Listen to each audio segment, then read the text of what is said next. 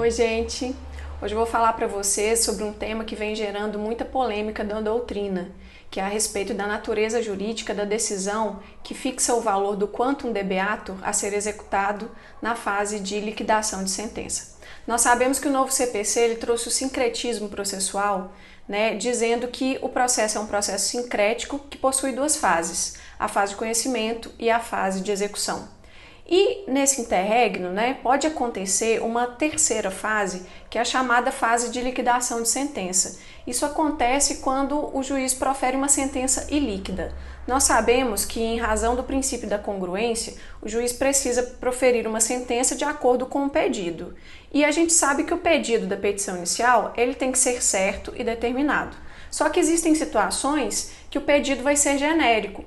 Então, igualmente, a decisão do juiz será também genérica. Então, haverá lá o estabelecimento de uma obrigação, às vezes, de pagar, mas não vai ter estabelecido o quantum de beatur, que é o valor que a pessoa vai receber de condenação.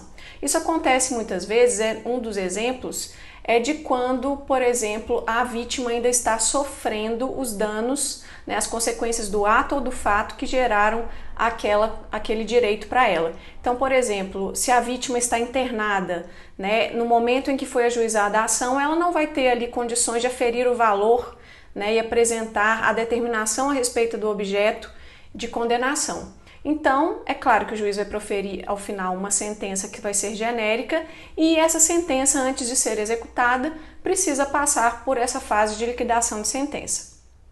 Nós temos dois posicionamentos na doutrina que geram bastante polêmica, que é o posicionamento do Daniel Assunção Neves, que vai dizer que a sentença que é proferida na fase de conhecimento, quando trata-se de uma decisão ilíquida, essa decisão do juiz teria natureza de decisão interlocutória e, portanto, ela seria agravável e não apelável, como o Código de 2015 vai estabelecer.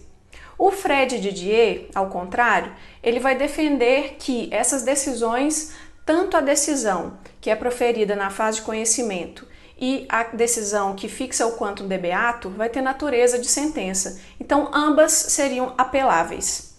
Então, só recapitulando, o posicionamento do Daniel Assunção Neves é de que a decisão que é proferida ao final da fase de conhecimento tem natureza de decisão interlocutória e somente a decisão que fixa o quantum de beatur teria natureza de sentença e, portanto, apelável. Só que o professor Humberto Teodoro Júnior nos parece ter um posicionamento mais acertado.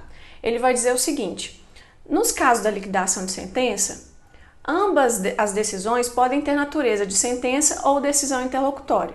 Então, lá na liquidação de sentença, o professor Humberto Teodoro Júnior defende que a decisão que fixa o quantum de beatur, ela vai ter natureza de decisão interlocutória, caso aquela decisão não enseje a extinção do processo. Então, teria natureza de decisão interlocutória e, por isso, seria agravável.